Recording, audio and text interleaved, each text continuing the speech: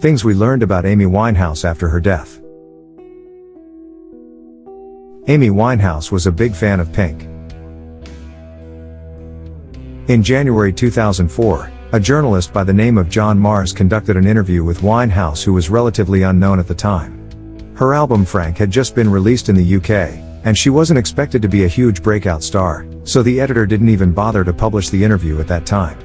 Following her death, it was released in its entirety, via Huffington Post, and we learned some fascinating facts about other artists in the industry Winehouse was fond of. When the English singer was asked which of her American counterparts she enjoyed the most, she gave a nod to Pink by saying the What About Us singer was wicked because she talks her mouth off and doesn't give a st. Pink unknowingly lived up to Winehouse's description of her when she gave her 2 cents about Winehouse's personal issues. In a 2008 interview with the Daily Mirror, Pink said, "I would like to see Amy get well. She's great. It's all very Britney Spears, though I've seen people recover from worse." Jay-Z tried to curb Amy Winehouse's drinking. It's hard to stand by and watch as someone you care about deals with addiction.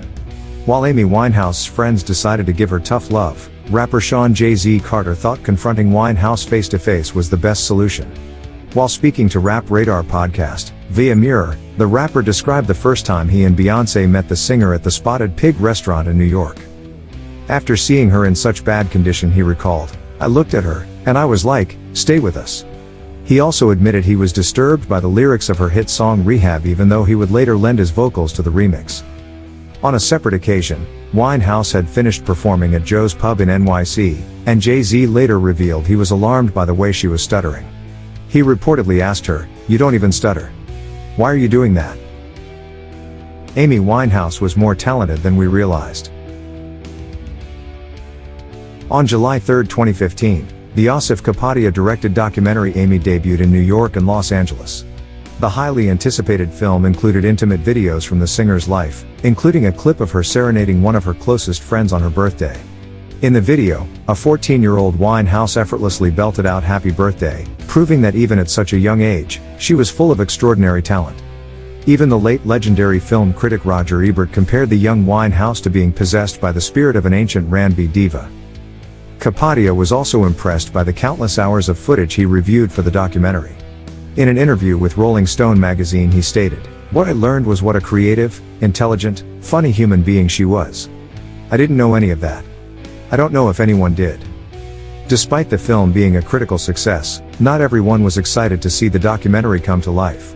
The Winehouse family refused to give their approval because they believed the singer's father, Mitch, was portrayed as an enabler to her drug and alcohol abuse.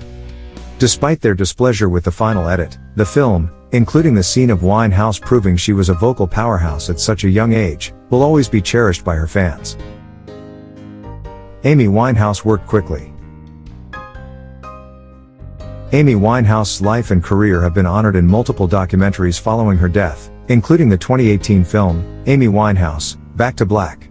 In the documentary, via USA Today, we were able to learn even more about the tears dry on their own singer's creative process during the time she recorded her sophomore album, Back to Black.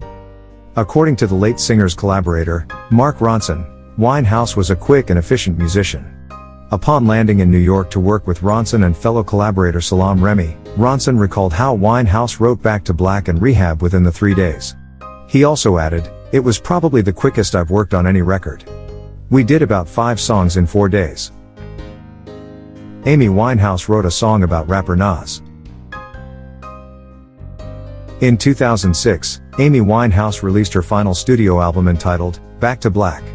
The album included 12 tracks, including the song Me and Mr. Jones. Prior to her death, there were speculations about which mystery man Winehouse was referring to in the song. Many assumed she had penned the track for rapper Nasir Nas Jones, and some of her words in the song actually matched up with Jones's real life.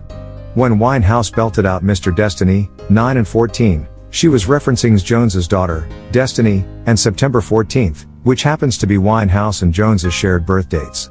Following her death, Jones confirmed the rumor by stating Winehouse's producer, Salaam Remi, had spilled the beans to him prior to the track's release. In an interview with XXL magazine, Jones stated, "I don't really remember if Rami, who was really close to her, who introduced us, if he told me about it or not. I don't remember right now. But, I heard a lot about it before I even heard the song. The two had actually sparked a friendship after realizing they had more in common than just their birthdays. Skype sessions later turned into an in-person meeting, and the two artists were working on a song that Winehouse never got the chance to record. They were even planning a joint birthday party that same year before her untimely death, according to Uproxx. Amy Winehouse had the same best friends since childhood. When it came time to interview those in Amy Winehouse's inner circle for the 2015 self-titled, posthumous documentary, Kapadia and producer James Gay Reese found it difficult to find people close to the singer who were willing to open up. It was almost as if they had been sworn to secrecy and using their silence as a form of loyalty towards the troubled singer. In the end, they were able to convince more than 100 of Winehouse's friends and associates to give their personal recounts of their relationship with the singer. "I just sat there in a room with a microphone," Gay Reese told Telegraph. "I turned the lights off and we sat in the dark and talked." Two of those people who opened up to them were Winehouse's childhood best friends, Ashby, who was her sweet and sour bandmate, and Lauren Gilbert. Although their friendship may have been idyllic in earlier years, it became less warm and fuzzy as Winehouse's popularity increased and her drug use ramped up. The singer's first manager, Nick Szymanski, revealed that he, Ashby, and Gilbert adopted a tough love approach and took a firm stance when Winehouse's vices spiraled out of control. Amy Winehouse knew she couldn't handle fame. Not too many artists experience immediate success straight out the gate. As for Amy Winehouse, her 2003 debut album Frank was certified 3 times platinum as of 2017, according to BPI. Her follow-up album, the 2006 monster hit Back to Black, avalanched her previous success by going 12 times platinum. With her newfound fame came a legion of international fans who fell in love with her raspy and bluesy voice. But after her death, we learned that Winehouse wasn't entirely interested in being a big star. When the official trailer to the Amy documentary was released, fans were greeted by Winehouse's voice ominously predicting her own downfall. When speaking about her budding career, she said she didn't want to be anything other than a musician. When asked by an interviewer, "How big do you think you're going to be?" she replied, I don't think I'm going to be at all famous. I don't think I could handle it. I would probably go mad." Amy Winehouse wanted to be a mother. If her drug rehab and her subsequent treatments had been successful, perhaps Winehouse would have been a mother today. In a previously unreleased interview, she told journalist John Marsh she definitely envisioned herself settling down, getting married and having kids.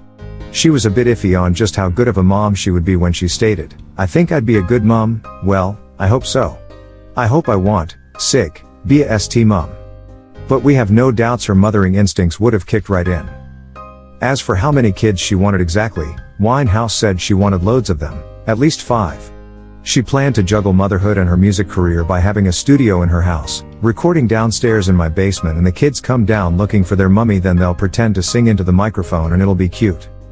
After her death, her father made the shocking admission that Winehouse and her then fiancé, Reg Travis, were expecting a baby at some point during their relationship.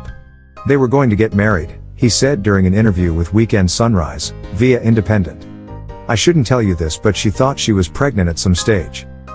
Unfortunately, for her fans who wanted to feel closer to the later singer and learn everything they could about her, her father refused to give further details as to when the alleged pregnancy occurred.